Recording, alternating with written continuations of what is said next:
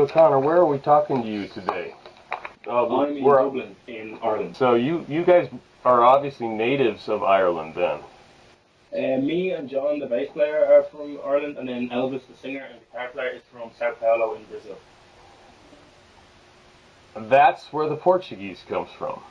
Yes. Okay, so let's talk about the music a little bit, and then on you a little bit.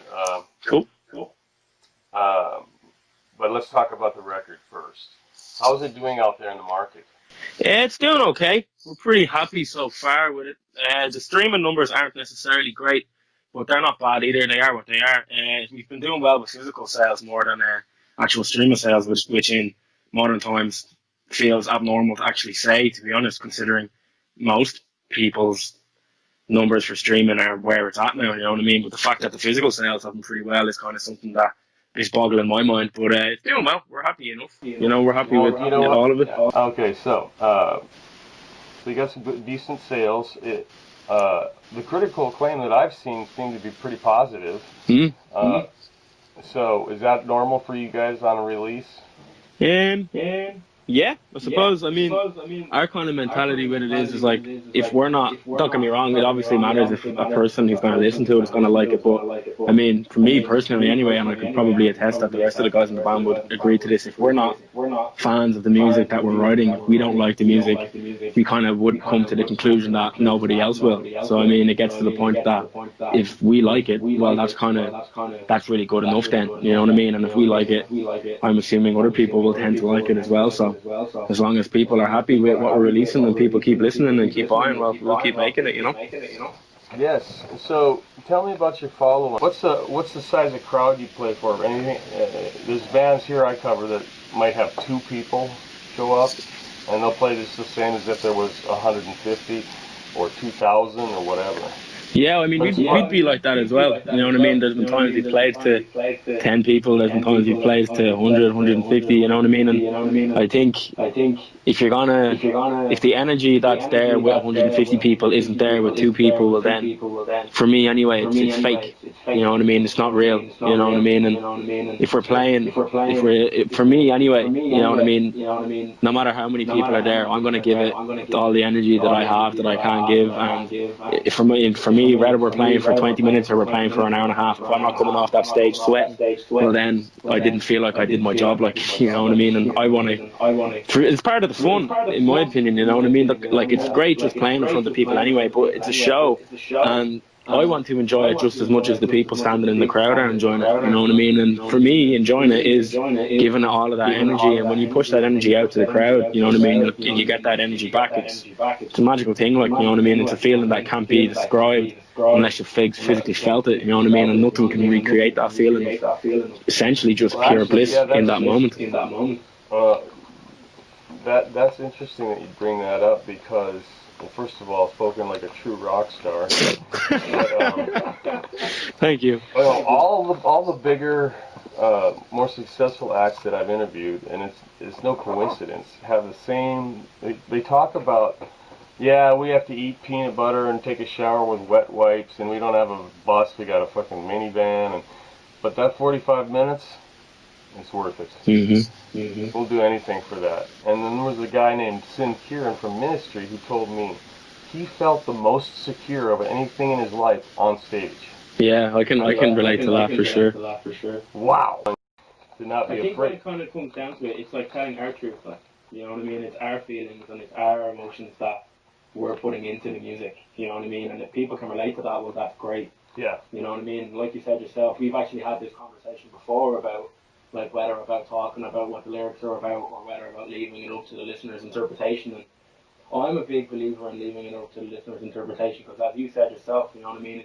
It could be about this or it could be about that, but it's all about interpreting it and allowing it to be whatever in that moment you need it to be. Because it really can mean anything that you wanted to or that you needed to, or, you know what I mean? Or it can just be what it is, and you don't even need to look into it. It really is open to the listener's interpretation. Yeah, it's very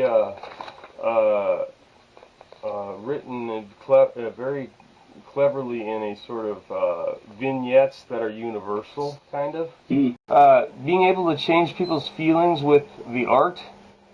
Yeah. Have you ever thought about it that way? And if you have, what does that feel like? But definitely, I mean, like you said, there's music that I can listen to that will make me feel emotion that other than less. Like it's weird. There's a particular Elvis song, Elvis covered "My Way" by Frank Sinatra, and anytime I listen to that song, I don't know what it is about it. It makes me feel emotion that I don't feel unless I'm listening to that particular song. You know what I mean? And it's like stuff that doesn't. It's like emotions that I just can't feel otherwise. Like you know what I mean? And it's strange how something essentially as simple as that song that is just outstanding to listen to, you know what I mean, that can just make you feel an emotion that you wouldn't feel otherwise, like, you know what I mean? I think people react to it differently.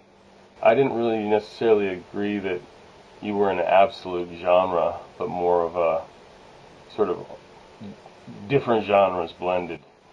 Yeah, we would probably agree with that as well, yeah. Yes, especially on this record.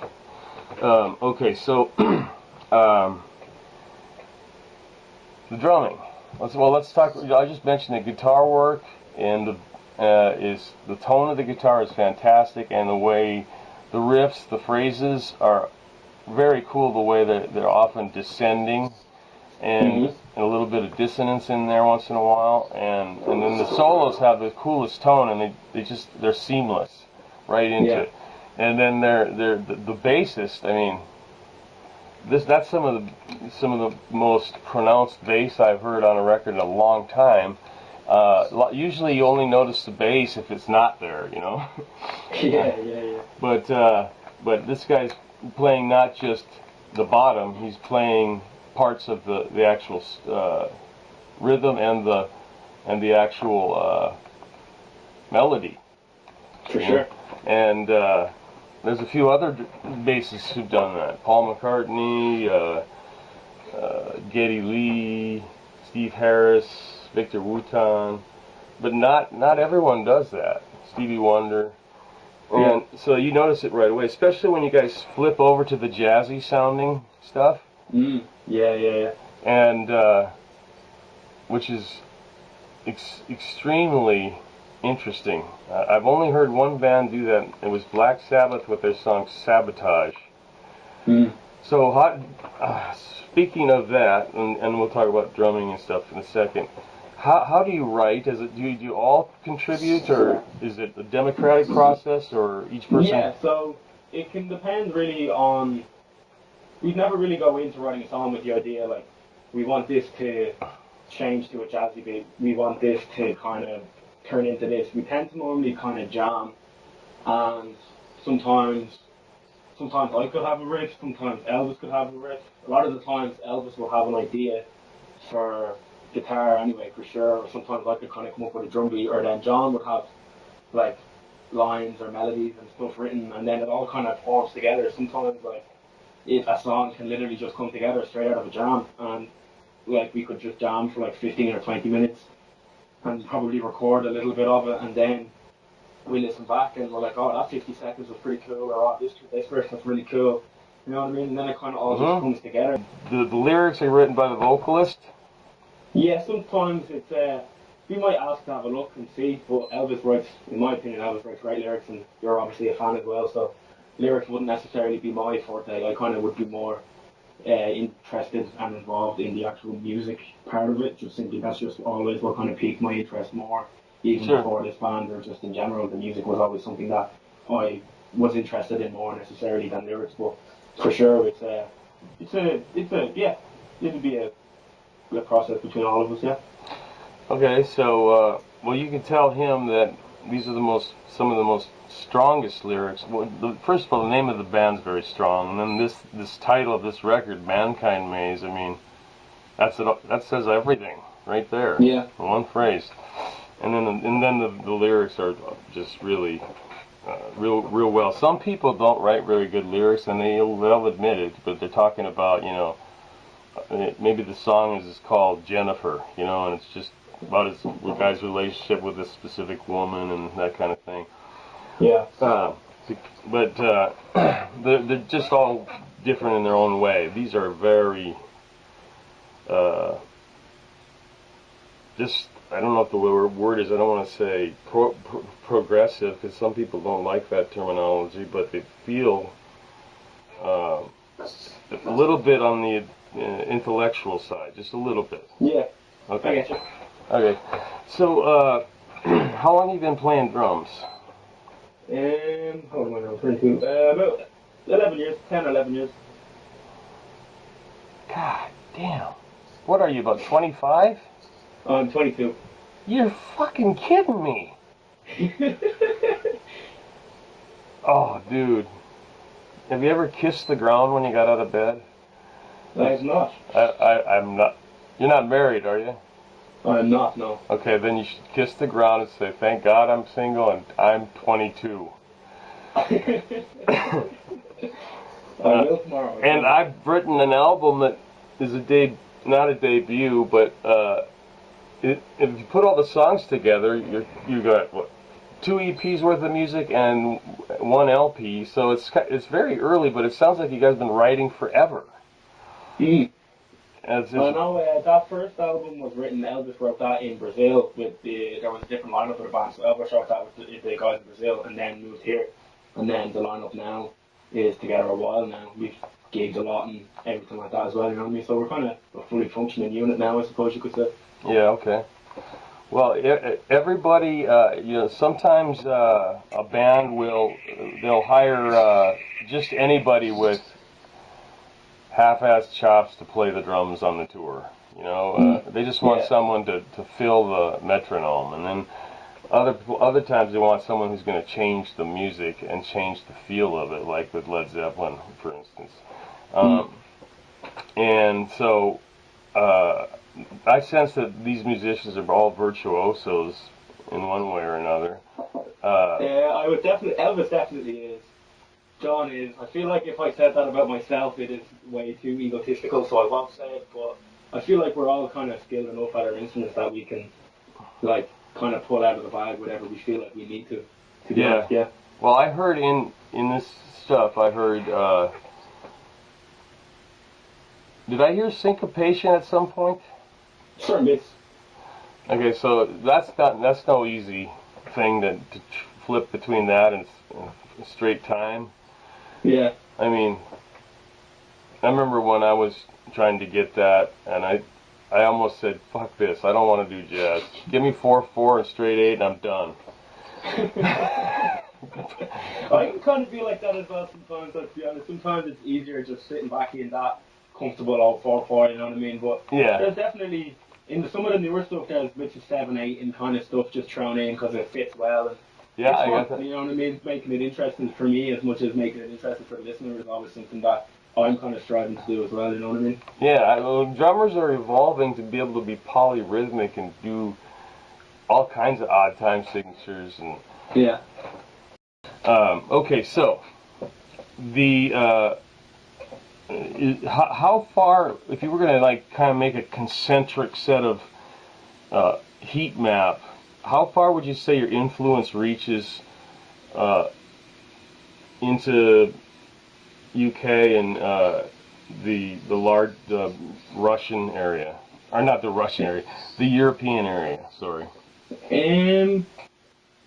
I'd say it'd be we had a tour booked for September for 11 dates around the UK, but sadly that had to be cancelled due to the whole kind of pandemic thing at the moment. So yes, we were unsure about if that can even be rescheduled for the moment. I'm still kind of in contact with all the promoters to see about rescheduling, but at the same time there really isn't any idea on. You know what I mean? Don't get me wrong. It's not that we're not willing to do the tour, but if we're going to be playing in venues in the UK, that would be at half capacity rather than, you know what I mean? Yeah, I know what you mean. Full capacity, it's not about the financial element of it, but at the same time, you know what I mean? We don't want to. You don't want to lose money. You want to be able to pay the promoter, or he's going to send thugs after you. Yeah. To which you send thugs after him. So like, it's kind of up in the air at the moment with all that thing, but like there's interest, you know what I mean? Our Spotify have reached to be strange. Sometimes we have people listening in like Taiwan and China and stuff, and then there's people in America and there's people in like countries that is strange. I know when we sent stuff, people on from Bandcamp and stuff have bought the EP from strange countries that was just like, how did you find out about this? You know what I mean? But it's cool, like the reach is good. You know what I mean? We're kind yes. I I think like I wouldn't even. I'd say like 40%, if me even a little bit less, of our listeners are from Ireland. You know what I mean? I know there is a lot more listeners from outside of the country, which is pretty, makes us feel pretty happy that it's not just our friends that are constantly hitting replay on the tunes. You know what I mean? That it's actually people that have never met us and probably have never seen us play and that don't know us that are actually into the music. You know what I mean? So it's a good thing. Like, Yeah.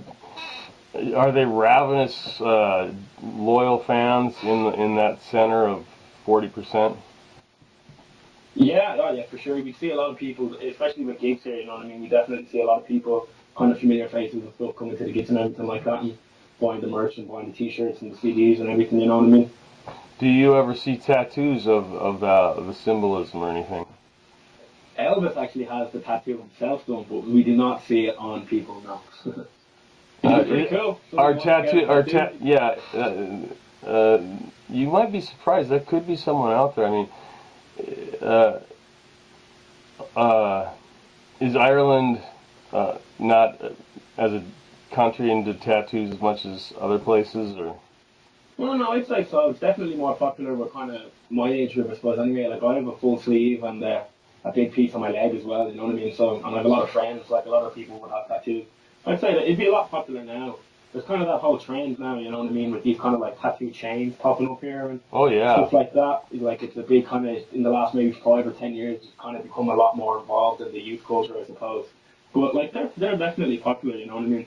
Maybe not as like I know for myself when I've been in America in the past that you kind of see a lot of people with full sleeves and stuff everywhere, and you wouldn't have a second look really. But I know here if you see somebody kind of heavily tattooed, it's not something you'd necessarily see all the time. I suppose you know what I mean with like somebody head to toe kind of covered, but you'd see it, but not as often as you might expect. I suppose in a kind of country where a subculture of like rock and metal and all that kind of stuff is pretty evident in general day to day life. You know what I mean? But it would still be popular, yeah.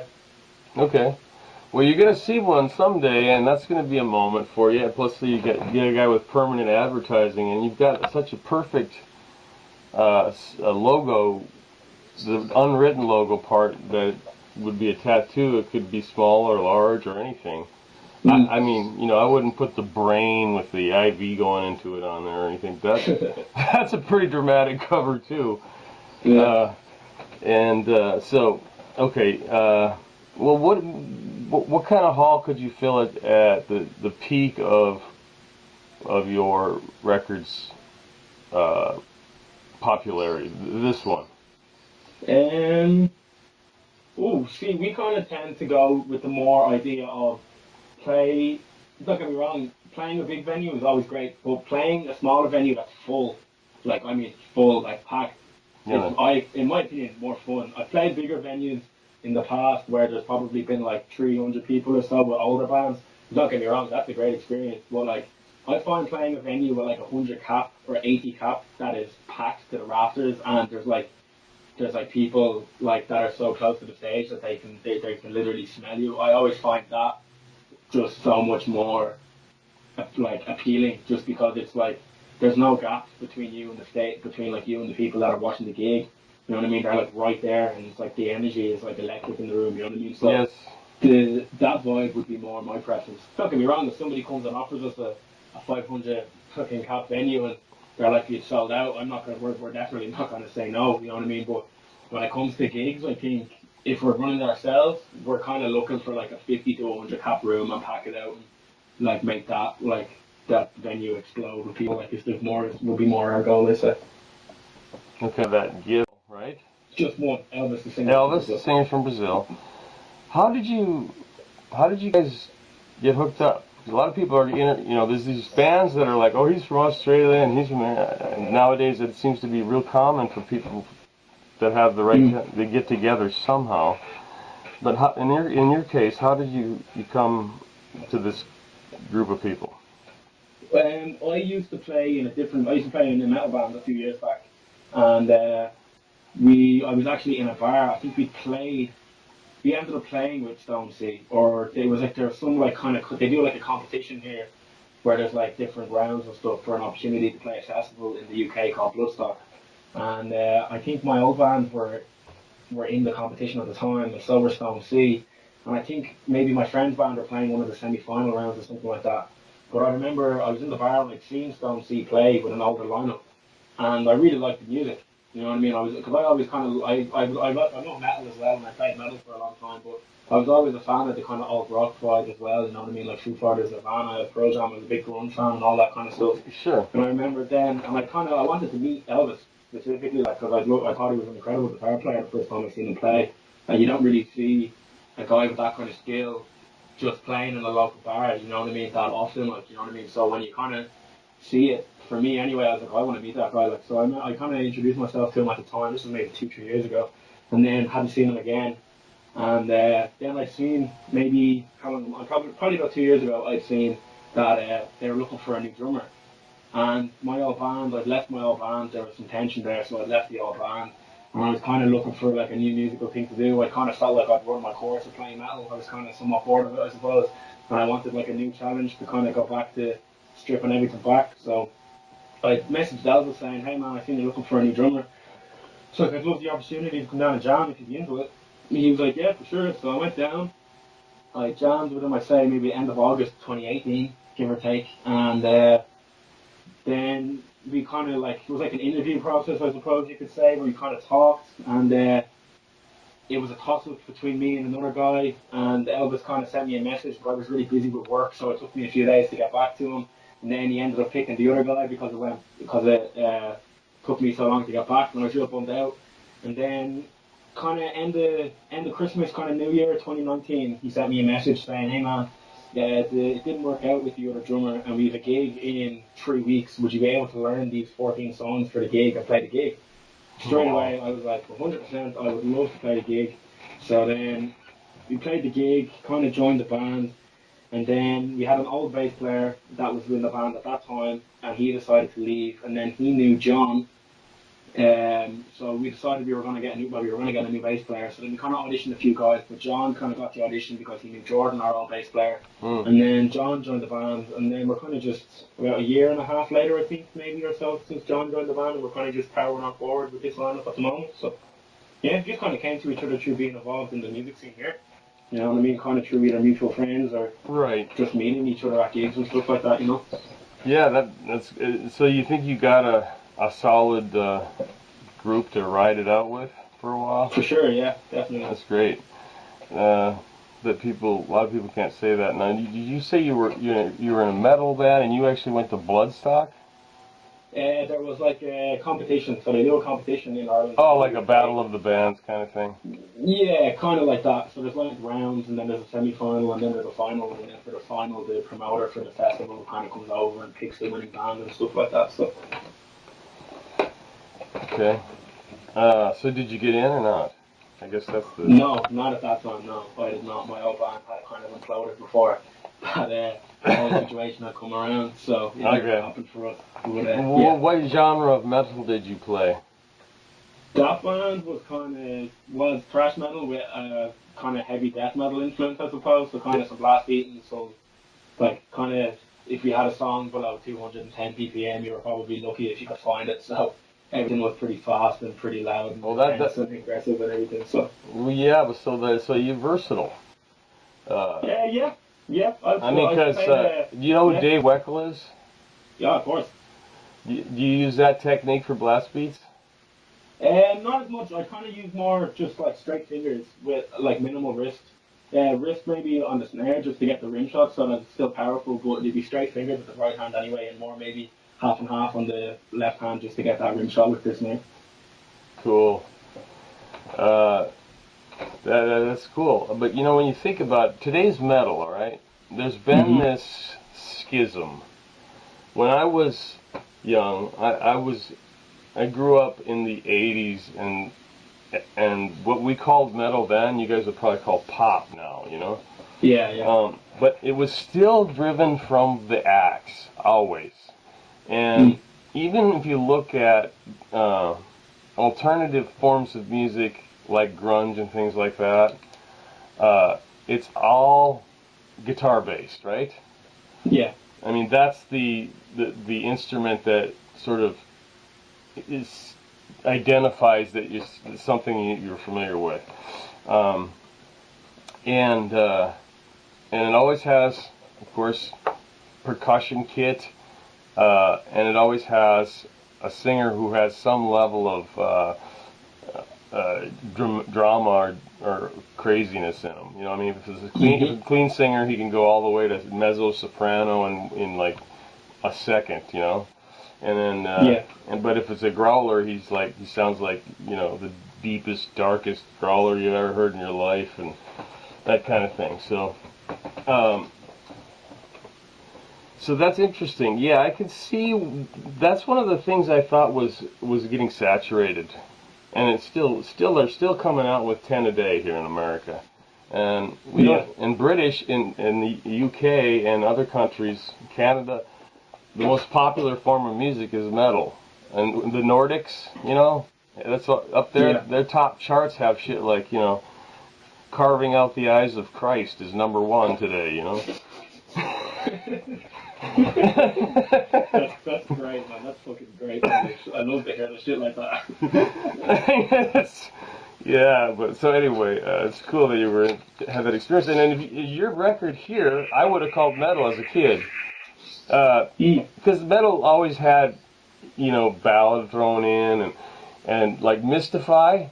That sounds like kind of like Audio Slave, and I think Audio Slave is metal, you know. So yeah. I guess that definition thing is who cares really. Yeah, I think it kind of depends. Like, part like like we kind of consider ourselves like a mixture of like stoner rock with kind of like bossa nova bits and jazz bits, but there's doom there as well. You know what I mean? Like doom music. So I mean, Yeah. I really think it just depends. You know what I mean? Because we would have songs that would be very like leaning towards being labeled as stoner rock, but then we have songs that just wouldn't fit that catalog either. You know what I mean? So I really think I really like we've kind of tried to talk about it as well. You know what I mean? But it even for us who are writing the music, it's really hard for us to kind of pinpoint what genre it is. You know what I mean? We're not even really trying to write to fit a genre. You know what I mean? And I feel like that's kind of like you said, like it's not a blueprint band. You know what I mean? It's just whatever kind of comes out. Like, and if it can fit this genre, so be it. So I mean, I think the general label we go by is alternative rock, just simply because it is like genuinely an alternative to like just generic rock music. But I mean, it really is like putting a label on it is just difficult because there is so many different moving machines involved in the songs. You know what I mean? Absolutely, I know exactly what you mean. And you know, when I think of alternative, I think of two things. I think of Seattle, and then I think of college radio. Yeah. And this is it could fit in those two types of exposure, but doesn't follow any convention very closely from one song to the next. In fact, like you have a song, I think it's "Flow Upstream" maybe, that has this most unusual sounding percussion instrument of some kind of a bell or a cymbal or a gong or something. Just the whole song just capitulates immediately, and like you hear this weird cymbal sound. Do you know which one that is? I'm assuming it could just be the ride cymbal just being crashed. We're a big fan of the 20-inch, 22-inch ride cymbal being crashed. So it could be that. Yeah, it's just a mysterious sound. It shimmers a little bit. It kind of, you know. Yeah. So that would happen on a ride. I think in a world like today where there's a lot of music that's kind of coming out that, to a certain extent, like you said yourself, it's just repeating. I think when you're truly trying to find something that isn't just a byproduct of something else, you do need to bend the rules on what is what genre and what isn't, just to make something that you feel is truly you know? Because, I mean, you turn on the radio, you turn on like MTV, any of the MTV channels at this point, it's what you're into. But I mean, for me specifically, like, and I don't even really like saying it like this, but there's very new music that even for me, I find keeps me interested. You know what I mean? The new music I find that keeps me interested is underground bands that are like playing 50 people in a room. You know what I mean? Whether it be here or whether it be in the UK. You know what I mean? And that's what gets me interested, you know what I mean? There's a lot of bands here in Ireland as well that we'd be friends with that I think are phenomenal, you know what I mean? There's one particular band here, I think the guys are from Offaly maybe, but they're called Callous Crows, and we've played with them a lot of times. And to me, like I listen to them probably every day. You know what I mean? And they're fucking great, like they really are. They're just a two-piece, a guitar player and a drummer, Evan and Neil.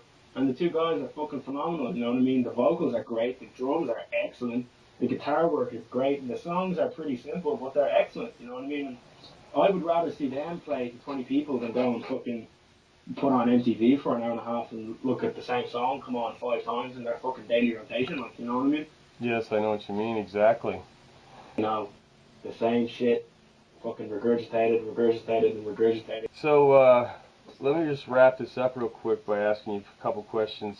So you like to listen to underground music in your pastime. What do you like to do for just fun?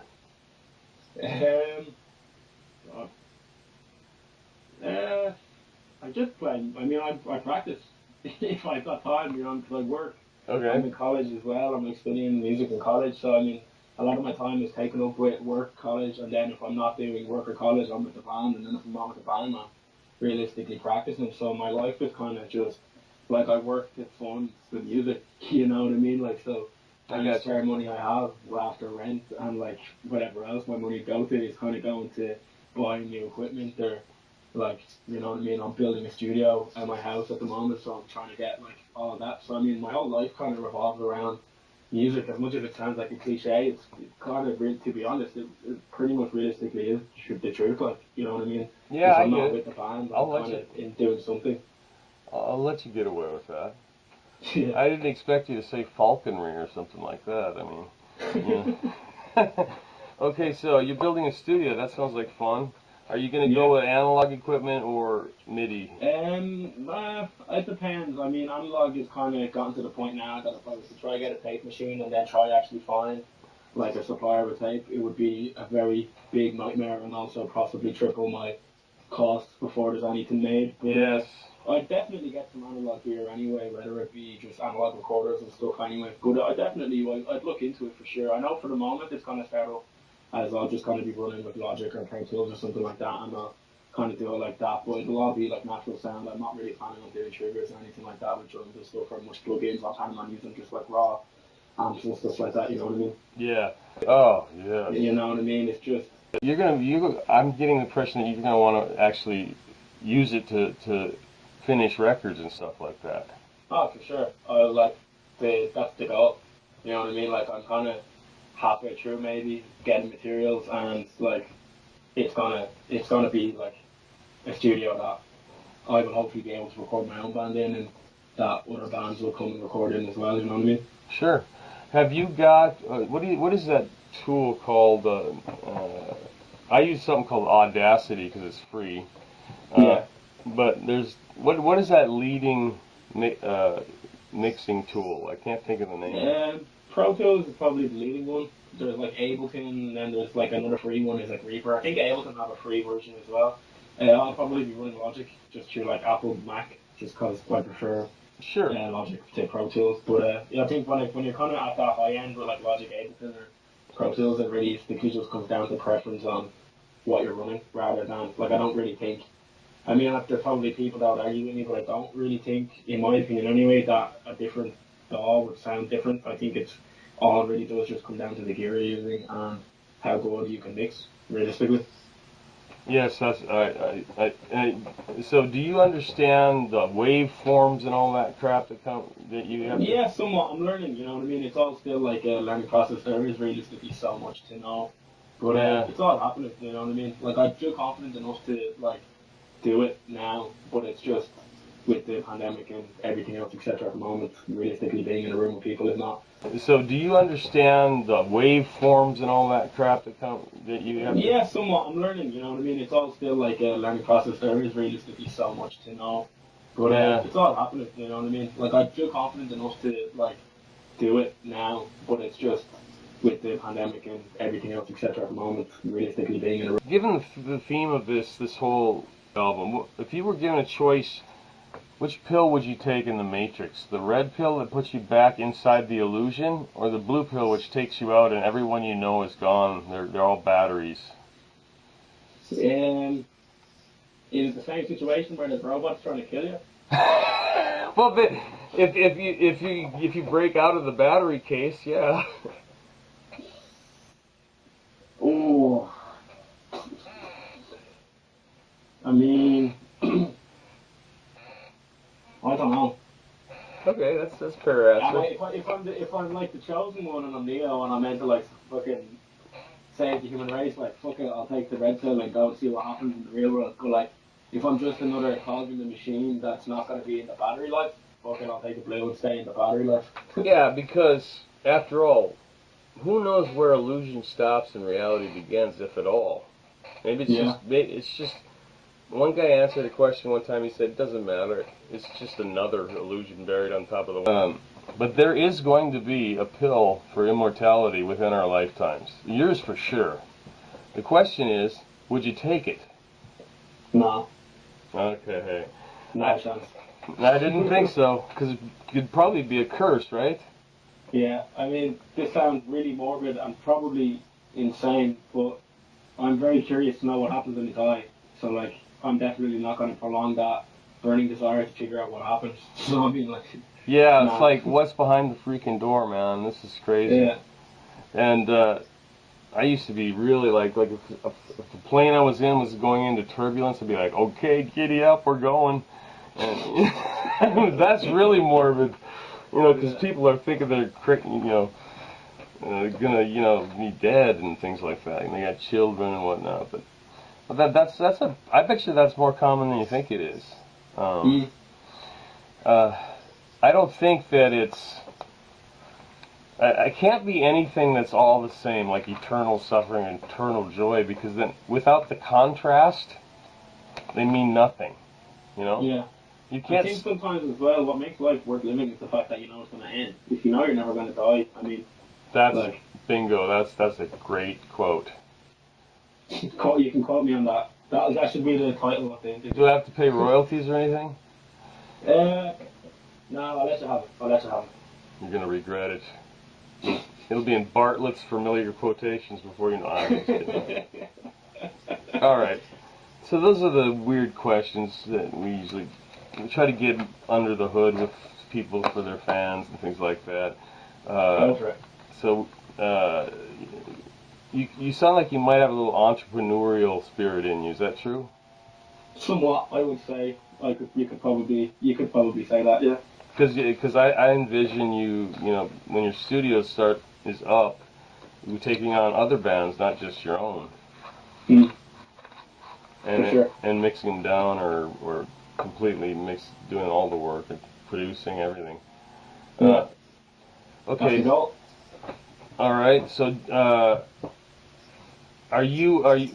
so you're going to school for recording theory or music theory or both, or? It's kind of like, so there's a college here called BIM that me and John, actually the bass player, go to as well. But you kind of like study performance and you study theory, and then there's like different elements. There's like a music business class as well that teaches you all about the business, so kind of like contracts and promotion and streaming and all the business side of it as well. And then you can kind of specialize in stuff as you go on. So it's like a 4-year degree, and then there's like a master's option as well. That's kind of been introduced, I think, last year or this year or something like that. But we'll see how it goes. I'm kind of doing it just to get a degree, and then once that's done, then I can kind of focus on what I actually want to do with my life. You know what I mean?